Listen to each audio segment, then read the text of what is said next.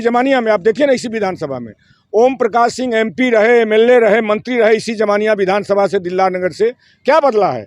जहां भी गरीबों पे जुल्म हुआ वहां पे, चाहे लहना में वो चौधरी मल्लाह की हत्या हुई होली के दिन, ताना माना जो वहाँ परिवार रहता उसके साथ ही ठाकुरों के साथ खड़ा हुए। गामर में लगातार ये राजपूतों दबंगों के साथ खड़े हैं। करहिया मैंने पूरे इलाके में जहाँ भी गुंडागर्दी होती है, ओम प्रकाश सिंह कहीं भी गरीब के पक्ष में खड़ा नहीं होते हैं। भाजपा और सपा तो जमानिया में एक ही है। नमस्कार, मैं प्रधान सिंह सजय और आप देख रहे हैं आरडीटीवी। जमानिया विधानसभा में घूम ही रहा था कि कुछ लाल झंडे वाले काफी दिनों के बाद मुझे दिखाई दिए और देखने के बाद अभी भी लगता है कि कुछ चीजें जिंदा हैं। कुछ चीजों को लगता है कि कुछ चीजें होती है कि लगता है कि लुप्त हो गया, लेकिन अगर ध्यान से उस पर पड़ताल किया जाए तो वो चीजें दिखाई देती है। लाल झंडे का मतलब आप अच्छे तरीके से समझ सकते हैं कि एक कम्युनिस्ट पार्टी का है जिसपे 3 सितारा है। और हमारे साथ बातचीत करने के लिए ईश्वरीय प्रसाद कुशवाहा जी हैं और इनसे हम बात करेंगे कुछ मुद्दों पर। आप ये पर्ची लिए हैं, हम किसान मजदूर संदेश यात्रा गाजीपुर उत्तर प्रदेश लेकर पर्चा आप घूम रहे हैं, झंडा लेकर घूम रहे हैं। इसका क्या उद्देश्य है आपका? क्योंकि पार्टी अभी देखा जाए तो बड़ा कमजोर है, इसकी नींव बहुत कमजोर है। अभी देश में 3 कृषि काले कानूनों के खिलाफ 1 साल से ज़्यादा समय तक दिल्ली बॉर्डरों पे किसान बैठे हुए थे देश के। उसमें हम लोग भी गाजीपुर बॉर्डर पे लगातार बैठे हुए थे और ये हम लोगों की समझ थी कि जो 3 काले कृषि कानून आए हैं। सर, आप वहां पर गए थे गाजीपुर बॉर्डर? ना, वहीं लगातार मैं जब से आंदोलन शुरू हुआ उसके पहले भी एक घटना हुई थी मध्य प्रदेश में, मंदसौर में 2017 में। तब से पूरे देश में हम लोग किसानों को जागरूक कर रहे हैं। और इसके बाद ये 3 काले कृषि कानून आए कोरोना काल में, तो इसके खिलाफ ये समझ किसान आंदोलन की थी कि ये काले कानून अगर लागू हो जाते हैं देश में तो देश की पूरी खेती कारपोरेट घरानों के हाथ नीलाम हो जाएगी और किसान अपने खेतों पर ही गुलाम हो जाएंगे। तो इसके खिलाफ पूरी ताकत से हम लोग लड़ रहे थे। उस समय तो किसान आंदोलन जब चल रहा था तो जो अभी सरकार थी, वर्तमान अभी सरकार है, बीजेपी की गवर्नमेंट है, उस समय घुटना टेकने को तैयार नहीं थी। अभी वर्तमान में अभी देख रहे हैं कि विधानसभा का चुनाव है तो वो 3 जो किसान कानून थे वापस ले लिया गया। तो इसे क्या कहेंगे बीजेपी को, कि वोट बैंक की राजनीति कहेंगे या फिर जो आप लोग आंदोलन कर रहे थे वो सफल? देखिए, भारतीय जनता पार्टी के लिए किसान आंदोलन गले की फांस बन गया था। बहुत कोशिश किया, खालिस्तानी हैं, आतंकवादी हैं, नक्सलवादी हैं, क्या क्या नहीं किया। अंततः किसानों पे लखीमपुर खीरी के तिकोनिया में गाड़ी से रौंदवा दिया और सोचा कि भयभीत होकर किसान भाग खड़े होंगे। लेकिन ये मोदी सरकार जो बहुत ही घमंडी, तानाशाह, हिटलर के रास्ते पे चलने वाली थी, उसको समझ में आ गया कि किसान जीने मरने पे उतारू हो, क्योंकि ये लड़ाई उसकी ज़िंदगी और मौत की लड़ाई है। खेती गई तो फसल भी बर्बाद होनी है, नस्ल भी बर्बाद होनी है, तो उससे बढ़िया गोली खा के किसान मरे। ये लोगों ने संकल्प ले लिया था, तो समझ में आ गया, इसलिए मोदी सरकार को घुटना टेकना पड़ा। और चूंकि ये विधानसभा के 5 राज्यों के चुनाव हैं, यूपी, उत्तराखंड, पंजाब, गोवा और मणिपुर, तो एक बड़ा दाव लगा है। और यूपी में उत्तर प्रदेश का चुनाव ये नहीं है, जो 2024 में देश का चुनाव होना है उसकी भी पूर्व पीठिका यहीं लिखी जानी है।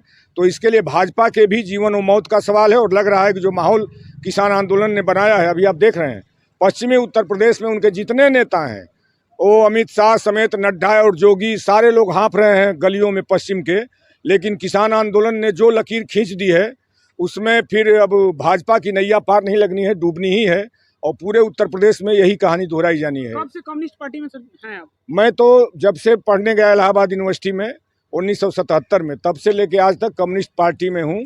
छात्र आंदोलन में था इलाहाबाद में, उसके बाद लगातार पूरी ज़िंदगी कम्युनिस्ट आंदोलन को ही बनाने में, क्योंकि हम लोगों की समझ है ये जो भी सरकारें बन रही हैं वो 85 के नाम पे आएँ, वो पिछड़ों के नाम पे आएँ, सामाजिक न्याय के नाम पे आएँ, राम राज्य के नाम पे आएँ, जो भी जिस नाम पे आएँ, लेकिन हर सरकारों में रावण राज चलना है गरीब के खिलाफ, मजदूर के खिलाफ। इसलिए अगर किसान मजदूर का पक्ष बनाना है, गरीब का समाज बनाना है, क्योंकि कुछ नहीं बदलता, सरकारें बदलती हैं। अभी जमानिया में आप देखिए ना, इसी विधानसभा में ओम प्रकाश सिंह एमपी रहे, एमएलए रहे, मंत्री रहे, इसी जमानिया विधानसभा से दिलदार नगर से क्या बदला है। जहां भी गरीबों पे जुल्म हुआ वहां पे, चाहे लहना में वो चौधरी मल्लाह की हत्या हुई होली के दिन, ताना माना जो वहाँ परिवार रहता उसके साथ ही ठाकुरों के साथ खड़ा हुए। गामर में लगातार ये राजपूतों दबंगों के साथ खड़े हैं। करहिया माने पूरे इलाके में जहाँ भी गुंडागर्दी होती है, ओम प्रकाश सिंह कहीं भी गरीब के पक्ष में खड़ा नहीं होते हैं। भाजपा और सपा तो जमानिया में एक ही है, इसलिए इस पक्ष को बनाना गरीबों, मजदूरों, किसानों का, अगर एक कदम भी हम आगे बढ़ते हैं तो हम अपनी मंजिल की ओर एक कदम आगे बढ़ते हैं। तो इसलिए चुनाव जीत जाए हार जाए ये तो एक बात हो गई, लेकिन चुनाव जीतने की दिशा में जिस दिन हम जीतेंगे उस दिन थाना, पुलिस, कचहरी जमानिया का जाड़े में भी पसीना छोड़ता नजर आएगा। और हम लोग लड़ाइयाँ लड़े हैं जमानिया में। इस बार क्या आप लोग दावेदारी कर रहे हैं? इसी जहां हम आपसे बात कर रहे हैं, इसी स्टेशन से भाला गणासे के साथ औखल मार्च किए थे एक दौर में, आज से 10 साल 12 साल पहले। वहां पे एक घर राजपूत था, पूरा राजपूतों का गिरोह बना के राजभर वहां रहते हैं, रौंद देने की पूरी कोशिश थी। हम लोग भाला गणासा लेके विधानसभा आप लोग दावेदारी ठोकेंगे, लड़ाई लड़ रहे हैं कि नहीं लड़ रहे हैं? ना, हम विधानसभा में खुद ही प्रत्याशी हैं विधानसभा में।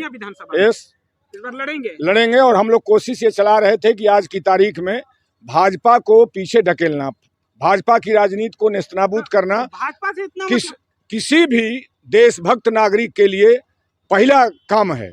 और इसलिए हम लोग कोशिश चलाया। अखिलेश, मैं खुद गया था मिलने 15 दिसंबर को, 5 जनवरी को वार्ता हुई, 15 जनवरी को वार्ता थी, लेकिन वो इतना भगदड़ मच गई, लगा कि अखिलेश जी का अब काम हो गया, इसलिए वार्ता टूट गई, हम लोग समझौता नहीं कर पाए। तो कोशिश है भाजपा के खिलाफ। मतलब हर चीज परिवर्तन हो रहा है, देख रहे हैं कि कहां से कहां लोग चले जा रहे हैं। अभी आप 1900 कितना बता रहे थे पार्टी में, कब से जुड़े हैं? 1977 से लगाई, अभी तक जुड़े हैं, 2022 हो गया। तो आपको नहीं लगा कि हमको भी चले जाना चाहिए, बसपा में चले जाना, सपा में या कांग्रेस में चले जाना चाहिए? इतना रुझान कैसे ये इस कम्युनिस्ट पार्टी को? जो समझ है उसमें ये है कि हम एमएलए हो जाएं, हम एमपी हो जाएं, मंत्री हो जाएं, तो हम पूंजी का पहाड़ अपना खड़ा कर सकते हैं। जिस तरह हम देख रहे हैं हर जाति बिरादरी के एमपी एमएलए आपको मिल जाएंगे, लेकिन समाज के चेहरे पे झुर्री है, गरीब की झोपड़ियों में अंधेरा है, पुलिस जुल्म है, गुंडागर्दी है, सामंती ताकतें हावी हैं। इसको अगर बदलना है तो यही लाठी और लाल झंडा थाम के इस विचार को यदि लोग खड़े होते हैं हमारे साथ, तब एक नई बात, एक नया गांव, एक नया समाज, लोगों के चेहरों पे मुस्कुराहट आएगी। इसके लिए हम प्रतिबद्ध हैं। ये जीत हार का कोई मामला नहीं है। जितनी भी हम इस ताकत से खड़ा कर पाएंगे लोगों को, और वो जो बदलाव होगा वो लगेगा यही स्वर्ग आ गया। क्या लगता है 2022 में आपके साथ कितने लोग खड़े हैं? बसपा सपा के आगे आप टिक पाएंगे? देखिए, हम लोग तो गांव में जा रहे हैं, अभी जाना शुरू किया। और पिछले किसी भी चुनाव की तुलना में दलितों के बीच में, गरीबों के बीच में हम लोग की बात लोग सुन रहे हैं, लोगों को समझ में आ रहा है कि नहीं, कि वोट भी देते हैं, वोट भी देंगे, लोग सपोर्ट करते हैं, वोट भी देंगे। और इस बार हम ये आपसे कह के जा रहे हैं कि हम लोग 10,000 से कम वोट नहीं पाएंगे, वही हमारी जीत है। 10,000 वोट अगर हम पा जाते हैं तो वही हमारी जीत है। और उतनी ही ताकत पे यहाँ थाना, पुलिस, कचहरी को हम बताएंगे कि तुम्हारी क्या औकात है, क्यों मैंने वसूली और गरीबों के खिलाफ ये कार्रवाइयाँ करते हो। हमने लड़ाइयाँ लड़ी हैं इन इलाकों में। नमस्कार, मैं प्रधान सिंह सजय, उत्तर प्रदेश जिला गाजीपुर सरौला से अपने सहयोगी सूर्य प्रताप सिंह के साथ।